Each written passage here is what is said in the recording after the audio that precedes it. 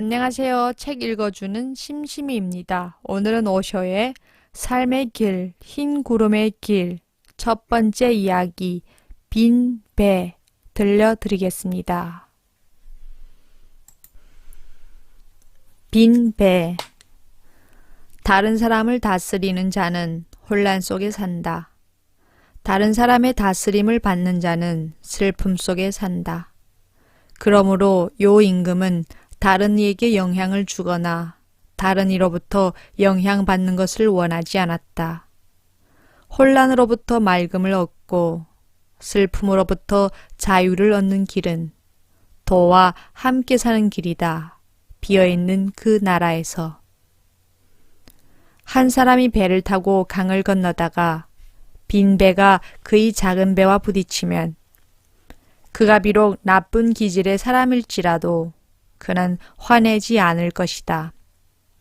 그러나 배 안에 사람이 있으면 그는 그에게 피하라고 소리칠 것이다. 그래도 듣지 못하면 다시 소리칠 것이고 마침내는 욕설을 퍼붓기 시작할 것이다. 이 모든 일은 그 배 안에 누군가 있기 때문에 일어난다. 그러나 그 배가 비어 있다면 그는 소리치지 않을 것이고 화내지 않을 것이다. 세상의 강을 건너는 그대 자신의 배를 그대가 빈 배로 만들 수 있다면 아무도 그대와 맞서지 않을 것이다. 아무도 그대를 상처 입히려 하지 않을 것이다. 고든 나무는 맨 먼저 잘려진다. 맑은 샘물은 맨 먼저 길어져 바닥날 것이다. 만일 그대가 자신의 지혜를 내세우고 무지를 부끄러워한다면, 자신의 특별함을 드러내고 다른 이들보다 돋보이기를 원한다면 빛이 그대 둘레에 내리비칠 것이다. 마치 그대가 태양과 달을 삼킨 것처럼 그렇게 되면 그대는 재앙을 피할 길이 없다. 현자는 말했다. 스스로에게 만족하는 자는 쓸모없는 일을 한다. 구하고자 하는 마음은 이름의 시작이고 이름 얻고자 하는 마음은 이름의 시작이다. 구함과 이름 얻음으로부터 자유를 얻어 사람의 무리 속으로 내려와 사라질 수 있는 자는 누구인가? 그는 도와 함께 흘러다닌다. 눈에 띄지 않은 채. 그는 삶 그 자체가 되어 걸어간다. 집도 없고 이름도 없이. 아무 구별함 없이 그는 단순하다.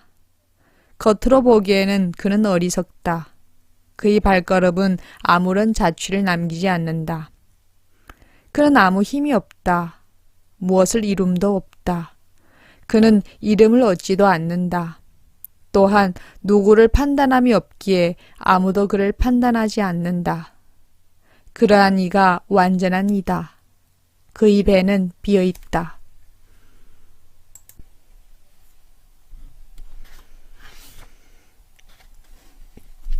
어느 먼 옛날 우리가 잘 알지 못하는 나라에 일어난 일이다. 어느 날 갑자기 그 나라의 왕자가 미쳐버렸다. 왕은 깊은 절망에 빠졌다. 그 왕자는 왕국을 이어받을 유일한 아들이었기 때문이다. 모든 마법사들과 기적을 행하는 자들과 궁중의사들이 소집되었다. 그들이 온갖 노력을 다했음에도 불구하고 치료는 허사로 돌아갔다. 아무도 젊은 왕자를 도울 수가 없었다. 왕자는 여전히 미쳐 있었다. 미쳐버리던 날 왕자는 돌연 옷을 벗어 던지고 벌거숭이가 되었다. 그리고는 커다란 탁자 밑으로 기어들어가 그곳에서 살기 시작했다. 그는 자신이 수탈이 되었다고 믿고 있었다. 마침내 왕은 왕자의 정신이 다시는 되돌아오지 않으리라는 슬픈 사실을 받아들여야만 했다. 왕자는 끝까지 미친 채로 살아가야만 했다. 모든 의술의 명인들이 실패했기 때문이다. 그러던 어느 날 새로운 희망의 빛이 비쳐왔다. 한 사람의 현자, 신비가가 왕궁의 문을 두드렸다. 그리고는 말했다. 내게 왕자를 치료할 기회를 달라. 왕은 의심했다. 그자 스스로가 미친 사람처럼 보였기 때문이다. 그는 왕자보다도 더 온전한 정신이 아닌 듯 했다. 하지만 그 신비가는 말했다. 오직 나만이 왕자를 고칠 수 있다. 미친 자를 치료하려면 더 미친 자가 필요하다. 그대의 잘난 척하는 사람들, 기적을 행하는 마법사들, 그대가 아는 의술의 명인들은 모두 실패했다. 왜인가? 그들은 미친 자에 대해서는 하나도 모르기 때문이다. 그들은 미친 자의 길을 한 번도 여행해 보지 않은 자들이다. 그 말이 꽤 논리적으로 들렸기 때문에 왕은 생각했다. 해롭지 않은 일이라면 거절할 이유가 없다고. 그리하여 그 신비가에게 기회가 주어졌다. 왕의 허락이 떨어지기 무섭게 신비가는 옷을 모두 벗어 던지고 탁자 밑으로 뛰어들어갔다. 그리고는 수탉처럼 회를 치며 마구 울어제쳤다. 탁자 밑에 있던 왕자는 깜짝 놀랐다. 왕자는 이해할 수가 없어 의아한 얼굴로 물었다. 당신은 누구인가? 당신은 지금 자신이 어떤 행동을 하고 있는지 아는가? 늙은 신비가가 대답했다. 난 수탉이다. 난 그대보다 훨씬 경험이 많은 수탉이다. 그대는 나에 비하면 아무것도 아니다. 그대는 초보자에 지나지 않는다. 기껏해야 이제 막 이 분야에 입문한 자에 불과하다. 그러자 왕자가 말했다. 오, 당신 또한 한 마리 수탉이라면 좋다. 그런데 이상하게도 당신은 꼭 인간처럼 보인다. 신비가가 말했다. 나의 겉모습을 보고 판단하지 말라. 나의 정신, 나의 영혼을 진정 자세히 들여다보라. 나 또한 그대처럼 한 마리 수탉이다. 그래서 그들은 서로 친구가 되었다.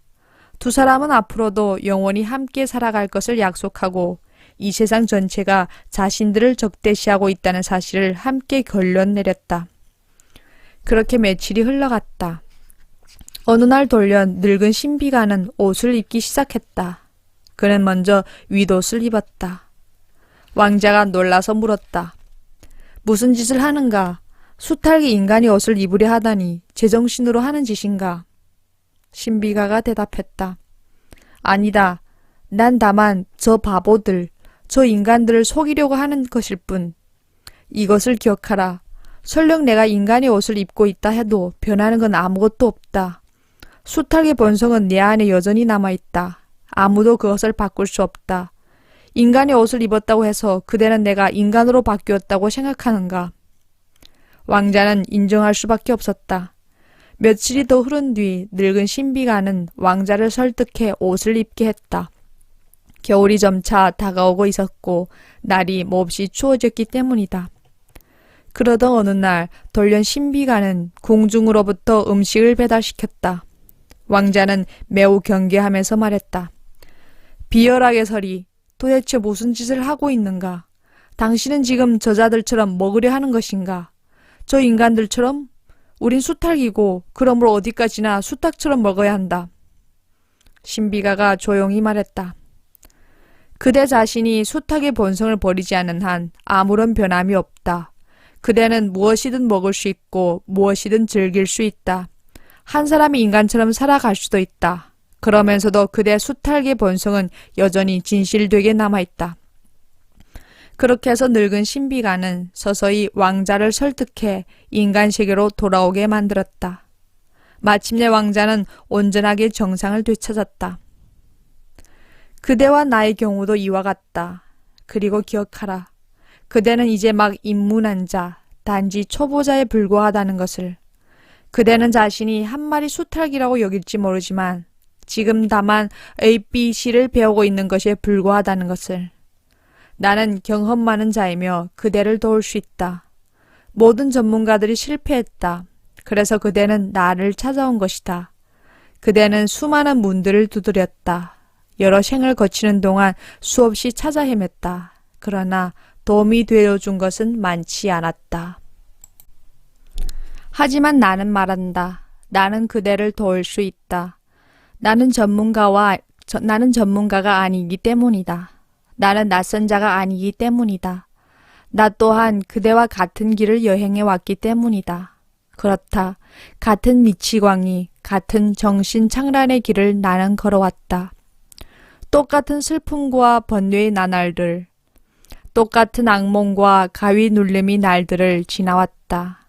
그리고 이제 내가 하는 모든 것은 단지 그대를 유혹하기 위한 것이다. 그대를 유혹해 그 정신 착란으로부터 빠져나오게 하기 위한 것이다. 자신이 한 마리 수탉이라고 생각하는 것은 미친 짓이다. 자신이 하나의 인간 육체라고 생각하는 것도 똑같이 미친 짓, 더 심하게 미친 믿음이다. 자신을 한 마리 수탉이라고 생각하는 것은 일종의 정신 착란이다. 하지만 자신을 하나의 인간 존재라고 생각하는 것은 더욱 심각한 정신 착란이다. 그대의 진정한 존재는 그 어떤 형태에도 속해 있지 않기 때문이다. 그 형태가 수탉이든 인간이든 상관없다. 그대는 형태 없음에 속해 있다. 전체와 완전에 속해 있다. 그러므로 그대가 자신을 어떤 형태로 생각하든 그것은 정신착란이다. 그대는 무형의 존재이며 어떤 육체에도 속해 있지 않다. 어떤 계급, 종교, 어떤 교리에도 속하지 않는다. 어떤 이름에도 구속되어 있지 않다. 형태가 사라진 상태, 이름이 사라진 상태로 되지 않는다면 그대는 결코 온전한 정신이 아니다. 온전한 정신이라는 것은 본래의 자연스러운 상태로 돌아오는 것이다. 그대 안에 있는 궁극적인 것, 그대 뒤에 가려져 있는 그것으로 돌아오는 것을 의미한다. 그리고 거기에는 많은 노력이 필요하다. 겉으로 보이는 모습을 떨쳐버리는 일, 그것을 제거하고 잘라버리는 일은 매우 어렵기 때문이다. 그대는 그 모습에 너무 집착하고 있고 그것과 하나가 되어버렸다. 그대는 진정으로 살아가 있는 것이 아니다. 다만 자신을 무거운 짐처럼 짊어지고 힘들게 끌고 가고 있을 뿐이다. 그러므로 많은 고통이 일어나고 숱한 절망과 슬픔이 그대를 찾아온다. 단 한 줄기의 축복도 내려오지 않는다. 그것은 불가능한 일이다. 그대가 어느 누구로 있으면 그때 그대는 단단한 돌로 된 벽과 같다. 아무것도 그대를 뚫고 스며들 수가 없다. 그대가 어느 누구도 아닐 때 그때 비로소 침투가 가능하다. 그 어느 누구도 아닐 때 그때 진실로 그대는 비어있음이고 투명함이고 모든 것이 그대를 통과할 수 있다. 그때 더 이상 장애물은 없다. 더 이상 저항이 없고 어떤 걸림도 없다. 그대는 완전한 받아들임이 되고 하나의 문이 된다. 지금 그대는 하나의 벽과 같다. 벽이라는 것은 곧 그대가 어느 누구임을 뜻한다. 하나의 문이 될 때 그 어느 누구도 아닌 자가 될 수 있다.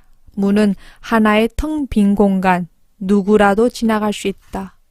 거기 더 이상 저항도 없고 장애물도 없다. 어느 누구일 때 그대는 미친 것이다. 어느 누구도 아닐 때 그때 그대는 처음으로 온전한 정신으로 되돌아오는 것이다. 하지만 사회 전체가 교육, 문명, 문화, 모든 것이 그대를 어떤 존재로 만들기 위해 노력하고 있다. 그렇기 때문에 나는 진정한 종교는 문명에 반대되는 것이라고 말하는 것이다. 종교는 교육에도 반대되고 문화에도 반대된다. 종교는 자연 그대로의 것, 본래 상태의 것, 곧 도를 위한 것이기 때문이다. 모든 문명이 자연 그대로인 것에 반대한다. 그들은 그대가 특별한 누군가가 되기를 원한다.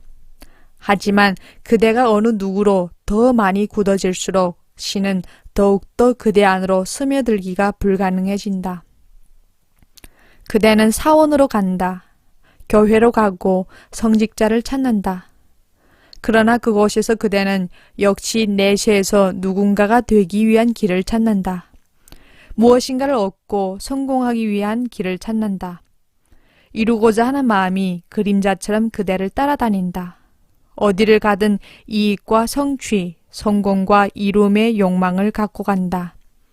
만일 그런 욕망과 더불어 나를 찾아온 사람이라면 가능한 한 서둘러 떠나야 한다. 가능한 한 빨리 나로부터 멀어지라. 나는 그대가 어느 누구로 되기 위한 도움을 전혀 줄 수 없기 때문이다. 나는 그대의 적이 아니다. 나는 다만 그대가 아무도 아닌 자로 되기 위한 도움만을 줄 수 있다. 다만 그대를 10년으로 미뤄 던질 수 있을 뿐이다. 저 밑바닥 없는 10년으로. 나와 함께라면 그대는 결코 어느 곳에도 이르지 않을 것이다. 그냥 사라져 버릴 것이다. 계속해서 떨어져 내려 사라질 것이다. 그대가 완전히 사라지는 순간 이 우주의 존재 전체가 깊은 환희를 느낀다. 전 존재가 그 일이 일어난 것을 축복한다. 붓다가 바로 그 경지를 얻었다. 언어이기 때문에 나는 얻었다라고 표현하는 것이다. 그러나 그 말은 추한 것이다. 거기에는 더 이상 얻은 것은 없다. 붓다는 이 공의 세계, 비어있음, 무의 세계 아무것도 아님을 얻었다. 그는 보름 동안 줄곧 침묵 속에 앉아 있었다. 말없이 아무런 움직임도 행함도 없이 앉아 있었다. 하늘의 신들은 혼란에 빠졌다고 한다. 누군가가 그렇게 완전히 무로되는 일은 매우 드문 일이다. 삼라만상의 존재 전체가 깊은 환희를 느꼈다. 그래서 천상의 신들이 붓다에게로 내려왔다. 그들은 붓다 앞에 엎드려 절하며 말했다. 그대는 무엇인가를 말해야 한다. 그대가 성취한 바를 세상에 말해야 한다. 그러자 붓다는 웃으며 말했다. 난 아무것도 얻지 않았다. 오히려 그 마음 때문에, 언제나 무엇인가를 얻으려고 하는 마음 때문에 모든 것을 잃고 있었다. 난 아무것도 얻지 않았다. 오히려 그 반대로 얻고자 하는 사람이 사라졌다. 나는 더 이상 존재하지 않는다. 그리고 나는 그것이 아름다움을 본다. 내가 있었을 때 난 불행했다. 그리고 이제 더 이상 내가 없을 때 모든 것은 환희에 차 있다. 이제 더 이상 고통은 없다. 붓다는 전에 말했다. 삶은 비참한 것이다. 탄생은 고통이고 죽음도 고통이다. 모든 것 일체가 고통이다. 하지만 나라는 존재가 그곳에 있었기 때문에 그는 불행했던 것이다. 그 배가 비어있지 않았었다. 그러나 이제 그 배는 비었다. 이제 거기 고통은 없다. 슬픔도 없고 번뇌도 없다. 존재는 하나의 축제가 되었다. 그렇기 때문에 나는 내게로 오는 것은 위험한 일이라고 말하는 것이다. 그대는 실로 위험한 발걸음을 내디뎠다. 용기가 있다면 저 깊은 10년으로 뛰어내릴 준비를 하라. 내 모든 노력은 그대를 철저히 제거하기 위한 것이다. 내 모든 노력은 그대를 파괴하기 위한 것이다. 일단 그대가 부서지면 그때 더 이상 부술 수 없는 불멸함이 찾아올 것이다. 그것이 거기에 숨겨져 있다. 일단 비본질적인 것이 모두 제거되면 본질이 불꽃처럼 타오를 것이다. 생명력이 넘치고 완전한 빛 속에서. 장자의 비유는 실로 아름답다. 그는 말한다. 지혜로운 자는 빈 배와 같다고. 거기 그 안에는 아무도 없다. 만일 그대가 장자를 만난다면, 노자를 만난다면 그들의 배는 그곳에 존재하되 그 안은 비어있다. 그 안에는 아무도 없다. 단순히 겉만을 본다면 그때 그곳에는 누군가가 있다. 그러나 그 안으로 깊이 들어간다면 그 육체, 그 배를 잊어버린다면 그때 그대는 하나의 무와 만날 것이다. 장자는 매우 드문 꽃이다. 어느 누구도 아닌 자로 되는 것은 실로 어렵고 거의 불가능한 일이기 때문이다. 그것은 세상에서 가장 특별한 일이다. 평범한 마음은 특별함을 원한다. 그것이 곧 평범함의 일부다. 평범한 사람은 특별한 누군가가 되기를 갈망한다. 그것이 바로 평범한 사람의 특징이다.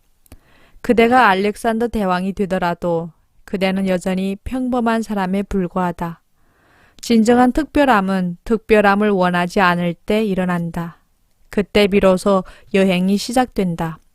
그때 비로소 새로운 씨앗이 싹튼다. 이것이 곧 장자가 완전한 이는 빈 배와 같다고 말할 때의 의미다. 많은 뜻이 그 속에 깃들어 있다. 먼저 하나의 빈 배는 어느 곳으로 가고 있지 않다. 거기 더 이상 방향을 지시하는 사람이 없기 때문이다.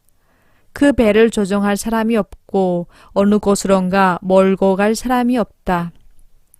빈배는 바로 지금 이 순간 속에 존재한다. 그것은 어디로도 가고 있지 않다. 물결에 움직여 나가도 어느 곳으론가 가고 있는 것이 아니다. 에고가 그곳이 없을 때, 그때 삶은 움직여 나가고 있지만 조종하는 사람이 없다. 그대는 움직일 것이다. 변화할 것이고 강물처럼 흘러갈 것이다. 그러나 어느 곳으로도 향해 가고 있지 않다.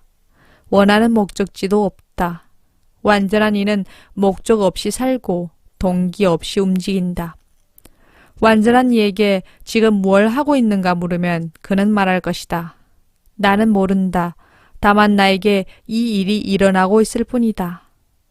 만일 왜 내가 그대에게 말하고 있는가를 물으면 나는 대답할 것이다. 꽃들에게 왜 피어나는가 물어보라고. 이 일이 일어나고 있지만 이 일은 조작된 것이 아니다. 더 이상 그것을 조종하는 사람이 없다. 배는 비어있다. 목적지가 있을 때 인간은 불행해진다. 왜인가? 한 번은 어떤 사람이 구두쇠에게 물었다. 그는 소문난 구두쇠였다. 어떻게 그 많은 재산을 모았는가? 구두쇠가 말했다. 이것이 나의 좌우명이다. 내일 할 일은 모두 오늘 하자. 그리고 오늘 즐긴 일은 모두 내일로 미루자. 이것이 나의 좌우명이었다. 그는 재산을 모으는 데 성공했다. 그리고 이것이야말로 사람들이 터무니없는 것을 쌓아 올리는데 성공하는 방법이다. 그 구두쇠 역시 불행했다. 그는 재산을 모으는 데 성공했지만 다른 한편으론 불행을 축적하는 데도 성공했다. 돈을 모으는 데 적용된 똑같은 좌우명이 불행을 모으는 데도 적용된 것이다. 내일 할 일은 오늘 당장 하자. 그것을 미루지 말자. 그리고 지금 즐길 수 있는 것은 절대로 지금 즐기지 말고 내일로 미루자. 이것이 곧 지옥으로 가는 방법이다. 그렇게 하면 반드시 성공한다. 실패는 없다. 한번 해보라. 틀림없이 성공할 것이다. 아니면 그대는 이미 성공했는지도 모른다.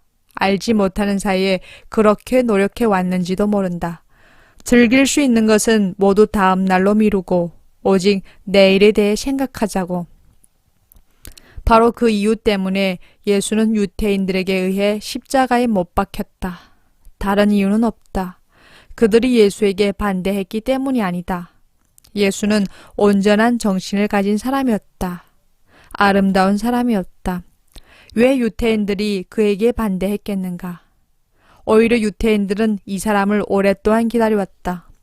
수세기 동안 기도하면서 기다려왔다. 언제 메시아가 올 것인가? 그런데 그때 갑자기 예수가 선언했다. 내가 바로 그대들이 기다려온 메시아다. 이제 내가 왔다. 자, 나를 보라. 그들은 혼란에 빠졌다. 마음은 기다릴 수 있고 또 기다리는 것을 언제나 즐길 수 있지만 사실과 얼굴을 마주하기란 어렵기 때문이다. 마음은 지금 순간과 만날 수가 없다. 마음은 언제나 미룰 수 있을 뿐이다. 뒤로 미루는 것은 쉬운 일이었다. 메시아는 올 것이다. 그는 나타날 것이다. 수세기 동안 유대인들은 생각해왔고 뒤로 미루어 왔다. 그런데 갑자기 이 사람이 그 모든 희망을 부숴버렸다. 그가 이렇게 말한 것이다. 내가 여기에 있다. 사람들의 마음은 혼란에 빠졌다. 그들은 이 사람을 죽일 수밖에 없었다. 그렇지 않으면 내일의 희망 없이 살아가야 하기 때문이었다. 예수뿐 아니라 다른 많은 이들도 선언해왔다. 내가 여기에 있다. 나를 보라. 나는 메시아다. 그럴 때마다 유대인들은 그들을 거부했다. 거부하지 않으면 어떻게 희망을 가질 수 있을 것이며 어떻게 뒤로 미룰 수 있겠는가? 그들은 그 희망과 더불어 바로 그 열정으로 그 소망과 함께 살아왔다. 믿기 어렵겠지만 사실이 그렇다. 밤마다 유대인들은 잠자리에 들면서 오늘은 이제 어제가 되기를, 그래서 내일이면 메시아가 문 앞에 있기를 희망하며 기도를 올려왔다. 나는 한 랍비에 대해 들은 적이 있다. 그는 자신이 아내에게 늘 말하곤 했다. 만일 메시아가 밤 깊어 찾아온다면 한순간이라도 지체하지 말고 나를 깨우라. 그는 점점 가까이 오고 있다. 그는 어느 순간 나타날지도 모른다. 나는 또 다른 랍비에 대해서도 들었다.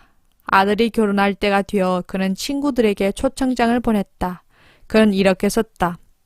내 아들은 몇 월 며칠에 예루살렘에서 결혼할 것이다. 그러나 만일 그때까지 메시아가 오지 않으면 내 아들은 이 마을 코르츠에서 결혼할 것이다. 누가 아는가? 결혼 당일 메시아가 올지. 그럼 난 여기에 있지 않을 것이다. 찬양하면서 예루살렘에 있을 것이다. 하지만 만일 메시아가 결혼식 당일까지 오지 않으면 그때는 이 마을에서 결혼식을 치를 것이다. 그들은 오랫동안 기다리며 꿈꾸어왔다. 모든 유태인들의 마음이 메시아가 오리라는 믿음에 사로잡혀 있다.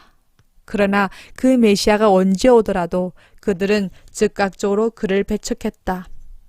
이것을 이해해야 한다. 이것이 곧 마음의 작용이다. 사람들은 행복을, 더 없는 환희를 기다린다. 그리고 그것이 오기만 하면 그것을 거부한다. 즉시 그것으로부터 등을 돌린다. 마음은 미래에는 살 수 있지만 현재는 살 수 없다. 현재 그대는 다만 희망하고 꿈꿀 수 있을 뿐이다. 그리고 그것이 곧 그대가 불행을 창조하는 방법이다.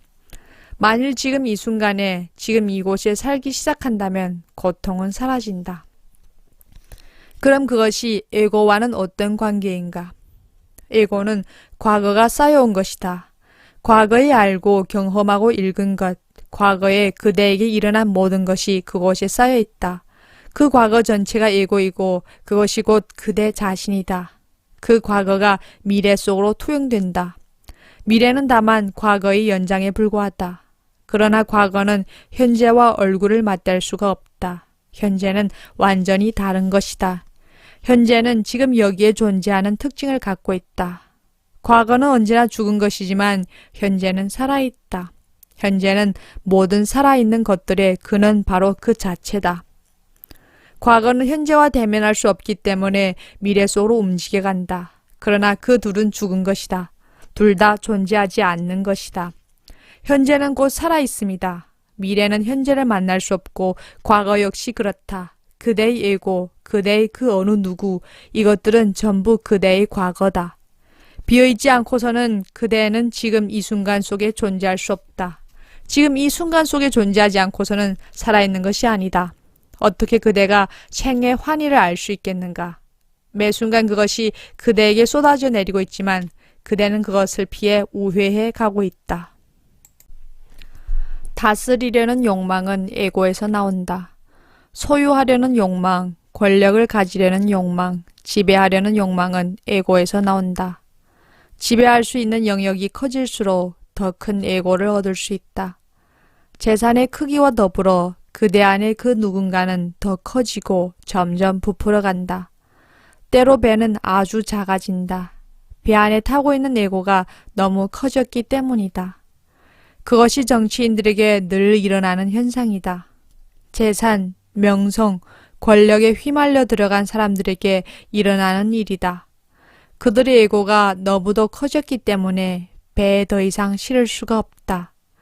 매 순간 그들은 침몰할 지경에 와 있고 죽음에 대한 두려움과 공포로 시달리고 있다. 두려움이 커질수록 더 많은 것을 가지려고 한다. 그 소유물들을 통해 어쨌든 안전이 보장된다고 믿기 때문이다. 두려움이 클수록 자신의 왕국이 조금만 커지면 더 안전할 것이라고 믿는다. 사실 다스리고자 하는 욕망은 혼란스러운 마음에서 나온다. 지배자가 되고자 하는 바람은 내면의 혼란스러움으로부터 일어난다. 실제로 다른 이들을 이끌기 시작하면 자신의 혼란스러움을 잊는다.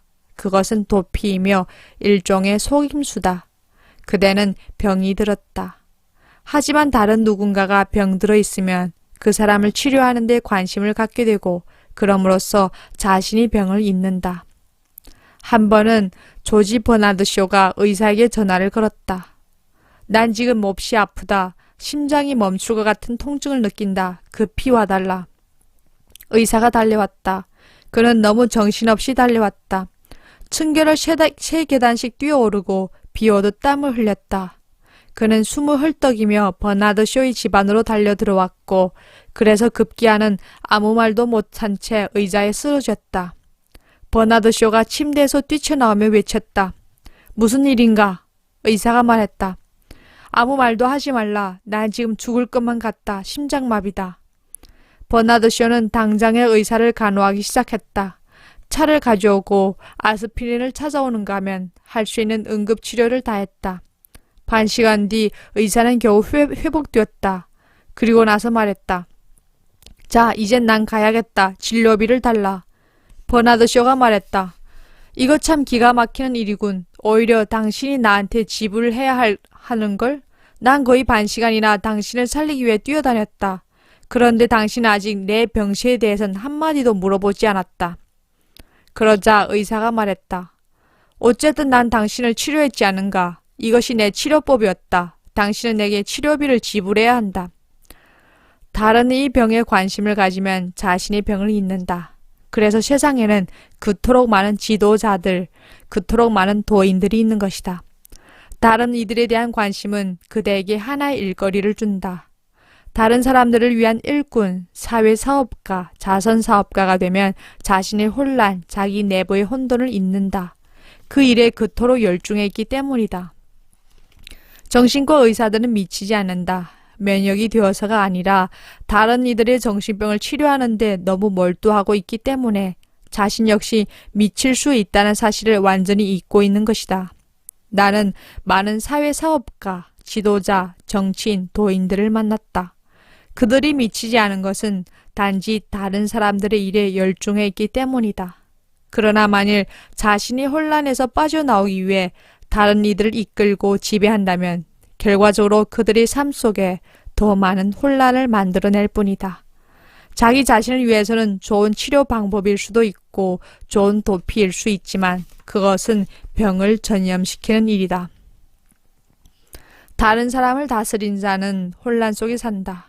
그는 혼란 속에서 살 뿐만 아니라 자신의 혼란을 다른 사람들에게 전염시키고 있다.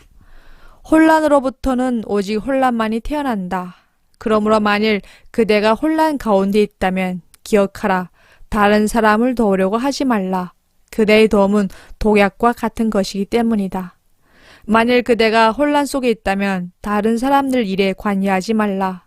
그대는 단지 싸움을 만들 뿐이고 자신의 병을 전염시킬 뿐이다. 다른 이에게 충고하지 말라.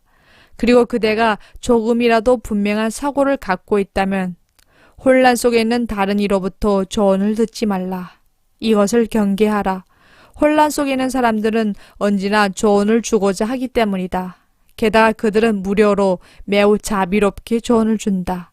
하지만 조심하라. 혼란으로부터는 오직 혼란만이 태어난다. 세상에는 두 가지 형태의 마음이 있다.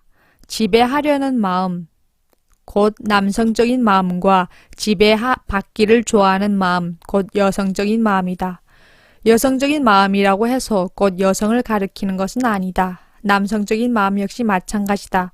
남성적인 마음을 가진 여성이 있고 여성적인 마음을 가진 남성들이 있다. 언제나 같은 것은 아니다. 여기 인간에게는 두 가지 형태의 마음이 있다. 지배하기를 원하는 마음과 지배받기를 원하는 마음. 이 두 가지 방법으로 에고는 만족을 느낀다. 지배하든 지배를 받든 중요한 인물이 되기 때문이다. 누군가 그대를 지배하면 그대 역시 중요한 인물이 된다. 그의 지배는 그대에게 의존하고 있기 때문이다. 그대가 없다면 그의 존재가 도대체 무엇인가? 그대가 없다면 그의 왕국이 어떻게 존재할 수 있을 것인가? 그의 지배력과 소유물들은 그대 없이는 아무 존재도 아니다. 에고는 극단의 방식 둘 다에서 채워진다. 오직 중간에서만 에고는 죽는다. 누구에게도 지배당하지 말고 누구도 지배하지 말라. 그때 어떤 일이 일어날 것인가를 생각해보라. 그때 그대는 어떤 식으로도 중요한 인물이 아니다. 주인도 노예도 아니다. 어느 쪽으로도 의미 있는 인물이 아니다. 주인은 노예 없이는 살 수 없고 노예는 주인 없이 살 수 없다. 그들은 서로를 필요로 한다. 남자와 여자처럼 상호 보완적이다. 서로의 만족을 위해 상대방이 필요하다. 그 어느 쪽도 되지 말라. 그때 그대는 누구인가? 그때 갑자기 그대는 사라진다. 더 이상 중요한 인물이 아니기 때문이다. 아무도 그대에게 의존하지 않고 그대는 더 이상 필요한 사람이 아니다. 인간에게는 누군가에게 필요한 사람이 되고자 하는 욕구가 있다. 기억하라. 누군가 그대를 필요로 할 때 그대는 만족감을 느낀다. 때로 그것이 비참함을 안겨주더라도 그대는 필요한 인물이 되는 것을 좋아한다. 장애아가 침대에 누워있고 아이 어머니는 어떻게 할 것인가를 끝없이 고민한다. 난 이 아이를 돌봐야만 하고 나의 삶 전부가 소모되고 있다. 그러나 아이가 죽는다면 어머니는 깊은 상실감을 느낄 것이다. 적어도 아이는 그녀를 절실히 필요했기 때문에 그녀는 중요한 인물이 될 수 있었다. 그대를 원하는 이가 없다면 그대는 누구란 말인가? 인간은 자꾸만 누군가에게 필요한 인물이 될 이유를 만들어 나간다. 비록 노예가 되더라도 그것은 필요하다. 누군가 그대를 필요로 할 때 그대는 기분이 좋아진다. 그러나 그것은 불행과 혼란의 길이며 지옥으로 가는 첫걸음이다. 그때 어떻게 자유로울 수 있는가? 그 두 극단을 자세히 관찰하라. 붓다는 자신의 종교를 마즈힘 니카야, 중도라고 불렀다. 마음은 양극단에 살기 때문에 붓다는 그것을 중간의 길이라 불렀다. 일단 중간에 머무는 순간 사념이 사라진다. 중간에서는 더 이상 생각이 존재하지 않는다. 줄타는 광대를 본 적이 있는가? 기회가 있으면 잘 관찰해보라. 줄타는 광대는 왼쪽으로 기우는 순간 균형을 이루기 위해 재빨리 오른쪽으로 움직여야만 한다. 그리고 오른쪽으로 너무 기울고 있다고 느끼는 순간 즉시 왼쪽으로 옮겨가야 한다. 균형을 이루기 위해서는 그 반대편으로 가야만 한다. 그래서 때로 주인은 노예가 되고 노예는 주인이 된다. 소유자는 누군가에게 소유되고 소유된 자는 소유자가 된다. 그것은 계속 반복된다. 끝없는 균형이다. 인간관계 속에서도 그것을 지켜본 적이 있는가? 그대가 남편이라면 24시간 동안 내내 진실로 남편으로 있는가?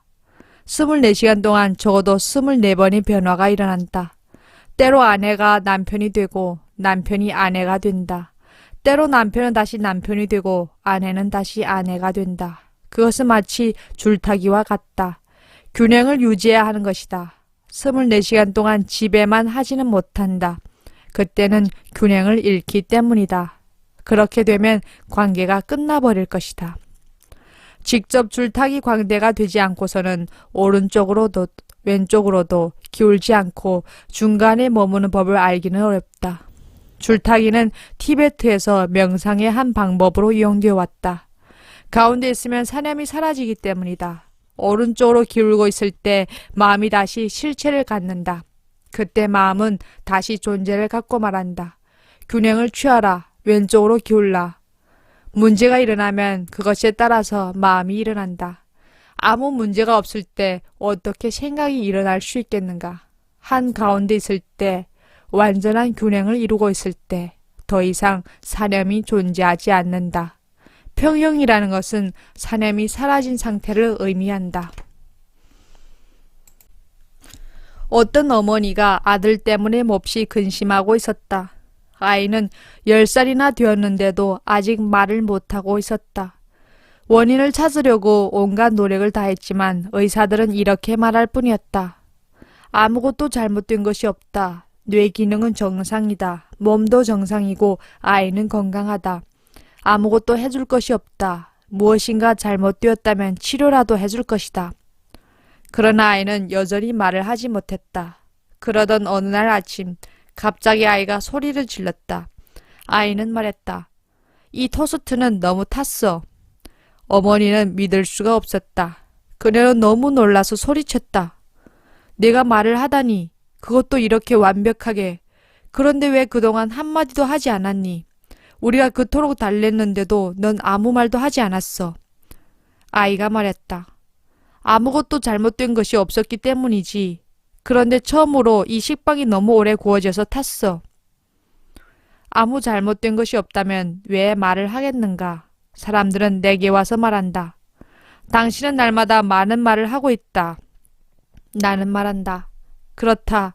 무엇인가 잘못된 사람들이 이토록 끝없이 찾아와서 내 말을 듣고 있기 때문이다. 너무 많은 잘못된 것들이 있기 때문에 나는 말을 해야만 하는 것이다. 만일 잘못된 것이 없다면 더 이상 말할 필요가 없을 것이다. 난 그대 때문에 말하고 있는 것이다. 즉, 식빵이 너무 구워져서 타버렸다.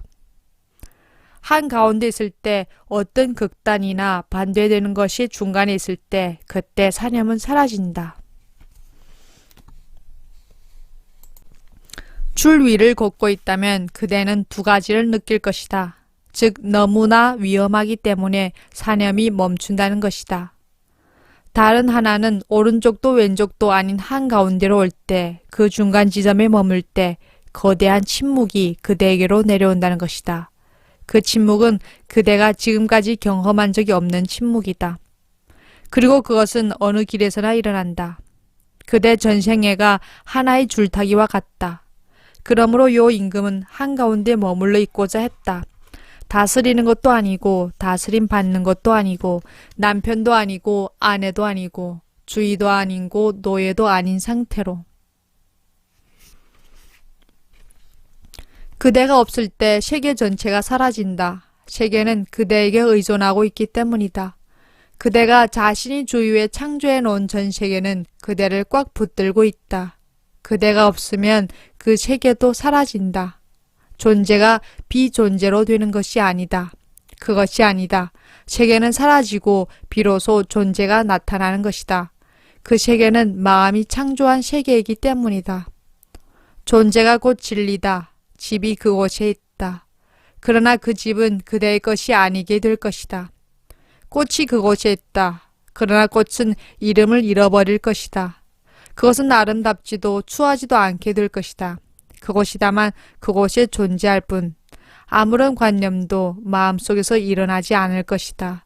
순수하고 아무 장식도 없고 이름도 없으며 실체 그대로인 것이 있는 그대로의 존재로 머물러 있을 것이다.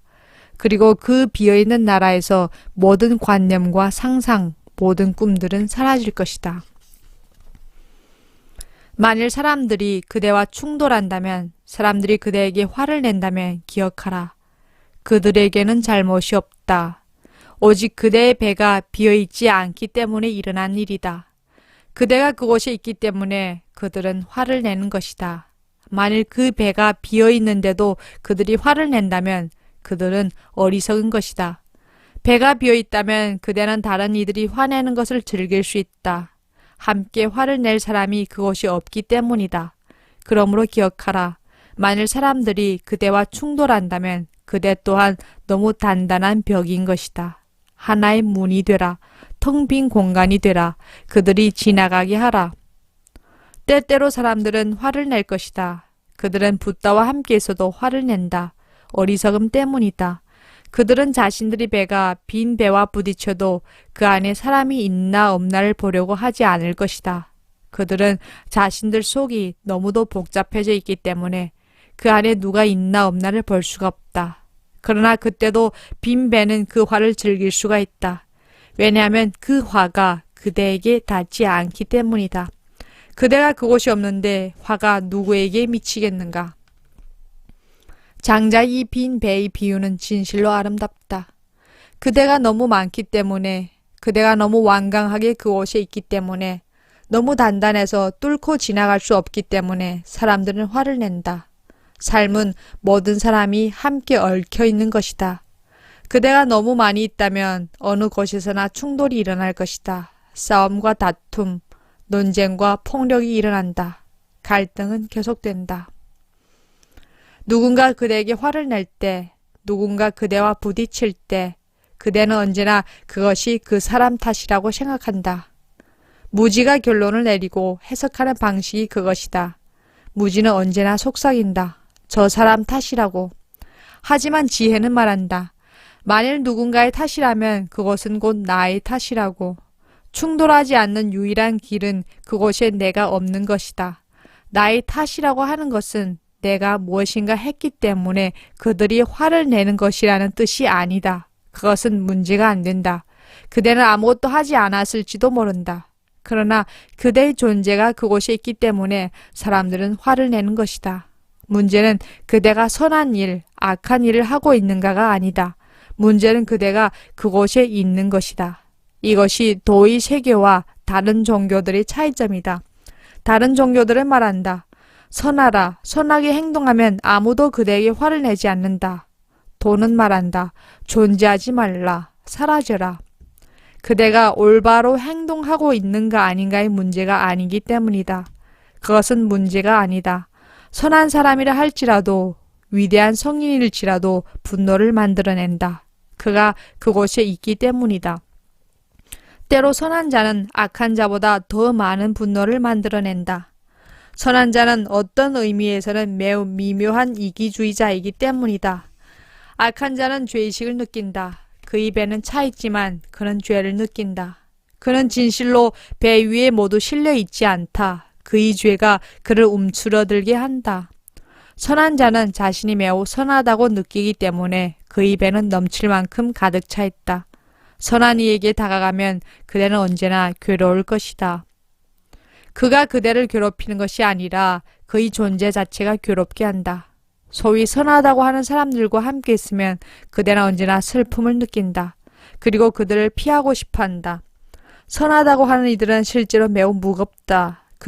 그들과 만나면 그들은 언제나 그대를 슬프게 한다. 그대를 절망하게 한다. 그래서 가능한 빨리 그들을 떠나고 싶어진다. 선한 자와 함께는 우정이 불가능하다. 거의 불가능하다. 그의 눈은 언제나 그대를 비난하고 있기 때문이다. 그에게 가까이 가는 순간 그대는 악하고 그는 선한 자가 된다. 그가 어떤 특별한 행위를 했기 때문이 아니다. 바로 그의 존재가 무엇을 일으키고 그래서 그대는 화를 낼 것이다. 마음이 가난한 자는 애고가 없다. 그는 하나의 빈 배다. 아무 구별함 없이 그는 단순하다. 그대는 누구를 단순하다고 부르는가? 그대는 그대 안에 단순함을 키울 수 있는가? 하루에 한 끼만 먹는 사람이 있다. 그는 옷도 몇 벌 없고 거의 헐벗은 채로 살아간다. 그는 궁전에 살지 않고 한 그루 나무 아래 산다. 그대는 그런 사람을 단순하다고 말한다. 그것이 단순함인가? 한 그루의 나무 아래서 살 수 있다. 그리고 그런 그대의 삶은 하나의 노력일지도 모른다. 그대는 삶을 단순한 것으로 만들었다. 그렇다. 삶은 단순하게 키워온 것이다. 그대는 하루 한 끼만 먹을 수 있다. 그러나 그대는 계산하고 있고 그것은 조작된 마음일 뿐이다. 벌거숭이로 지낼 수도 있다. 그러나 그런 노력들이 그대를 단순하게 해주지는 않는다. 단순함은 스스로 일어나는 것이다.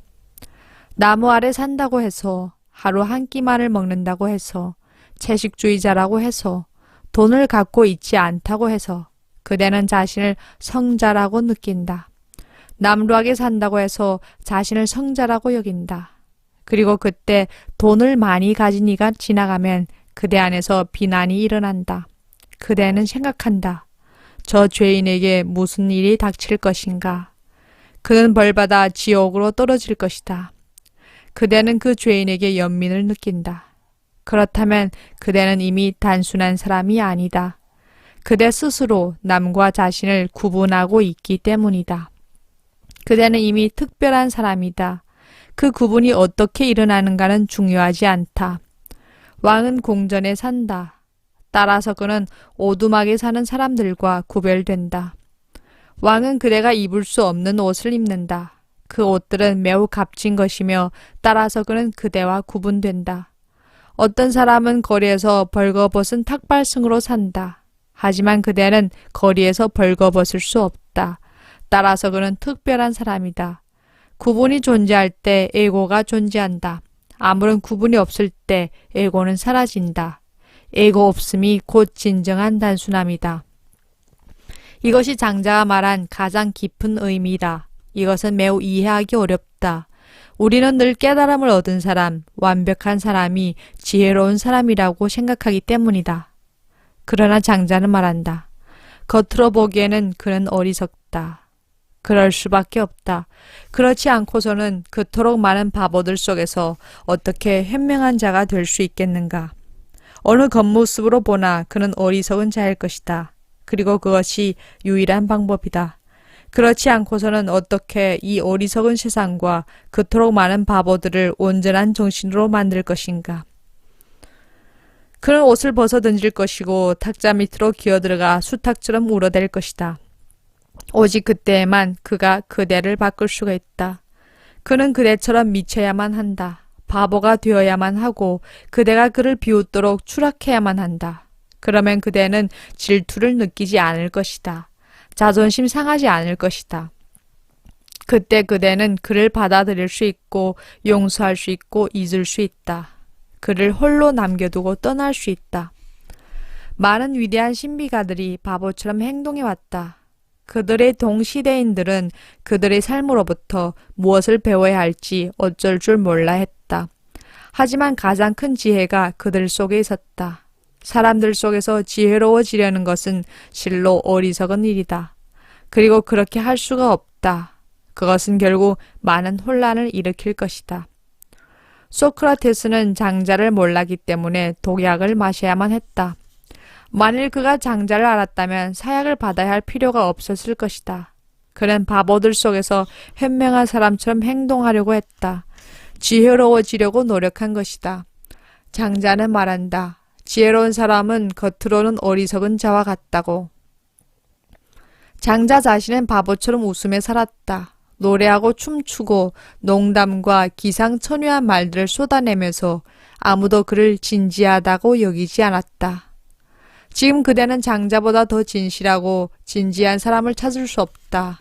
그러나 당신은 아무도 그를 진지하다고 여기지 않았다. 사람들은 그를 즐겼다. 그를 사랑했다. 그리고 그 사랑을 통해 장자는 지혜의 씨앗을 뿌렸다. 그는 많은 사람을 변화시켰고 많은 사람을 탈바꿈시켰다. 미친 자를 치유하기 위해서는 미친 자의 언어를 배우지 않으면 안 된다. 그의 언어를 사용해야만 한다. 미친 자처럼 되어야 한다. 바닥으로 내려오지 않으면 안 된다. 그대가 그대의 자리에서만 서 있으면 의사 전달은 불가능하다. 소크라테스에게 일어난 일이 그것이다. 그리고 그럴 수밖에 없었다. 그리스인들의 마음은 세계에서 가장 합리적인 마음이었기 때문이다. 합리적인 마음은 어리석지 않으려고 언제나 애를 쓴다. 소크라테스는 모든 일을 환하게 만들었다. 그가 끊임없이 곤란한 진물만을 퍼붓고 모든 이로 하여금 스스로 어리석음을 느끼게 만들었기 때문에 사람들은 정말로 그를 죽일 수밖에 없었다. 그는 모든 사람들을 구석으로 몰아갔다. 사람은 누군가 계속 고집해 들어오면 평범한 질문에도 대답할 수 없다. 만일 그대가 신의 존재를 믿는다면 소크라테스는 신에 대해 무엇인가를 물을 것이다. 그대는 대답할 수가 없다. 아직 신을 본 적이 없기 때문이다. 신을 증명할 수 있는 것이 어디에 있는가? 신은 멀리 떨어져 있다. 하다못해 평범한 것들까지도 증명할 수가 없다. 그대는 아내를 집에 두고 떠나왔다. 그러나 어떻게 참으로 아내를 집에 두고 떠났음을 증명할 수 있는가?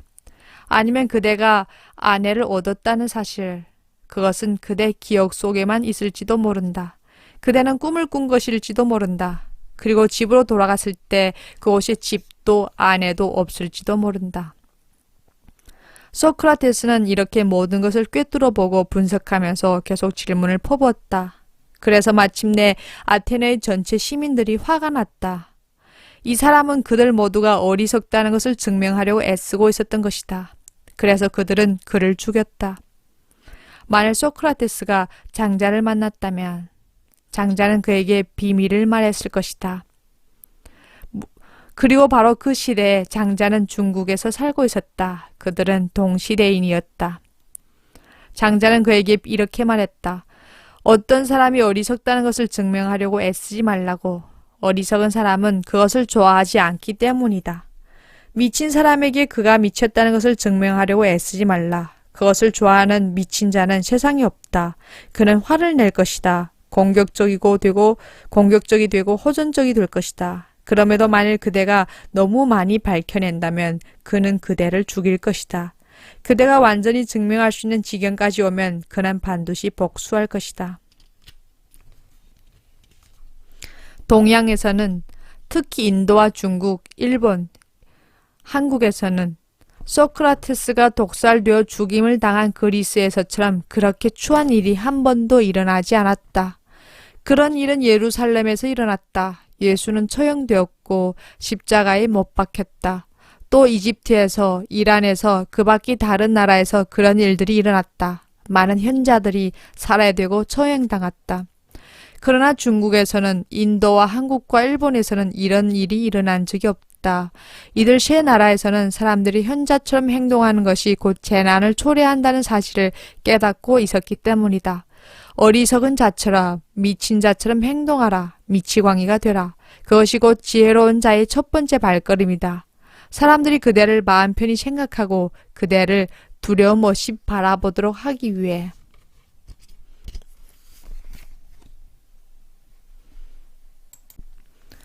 비어있음이 모든 길, 목적, 모든 것이 될 것이다. 내일 날이 밝으면 그때부터 그대의 마음속에서 찾아내는 것은 무엇이든 비워버리라. 그대의 비참함, 분노, 애고, 질투, 고통, 즐거움들까지도 어떤 구분도 없이 선택도 없이 그대를 비우라. 완전히 비게 되는 순간 갑자기 그대는 전체를 전부를 볼 것이다. 비어있음을 통해 전체가 얻어진다. 명상은 단지 비우는 것, 그 어느 누구도 아닌 사람으로 되는 것이다. 이 명상 캠프에서 그대는 그 어느 누구도 아닌 자로 움직이라. 그리고 만일 그대가 누군가에게 화가 나거나 충돌하면 기억하라. 그대가 배 안에 있기 때문에 그 일이 일어나는 것임을. 그대의 배가 비어있을 때 그대는 부딪히지 않을 것이다. 더 이상 싸움과 성냄과 갈등은 없을 것이다. 아무것도 없을 것이다. 이 텅 빔은 축복이다. 이 없음은 은총이다. 이 없음을 위해서 그대는 오랫동안 찾아 헤매왔다. 하지만 찾는 자가 사라지지 않는 한 그것은 이루어질 수 없다. 이제 더 이상 그대 자신으로 그대를 채우려 하지 말라. 비워버리라. 하나의 빈 배가 되어 저 넓은 세상으로 나아가라. 그때 삶의 모든 축복과 존재기 안에서 가능한 모든 은총이 그대의 것이 될 것이다. 그것들을 가지라.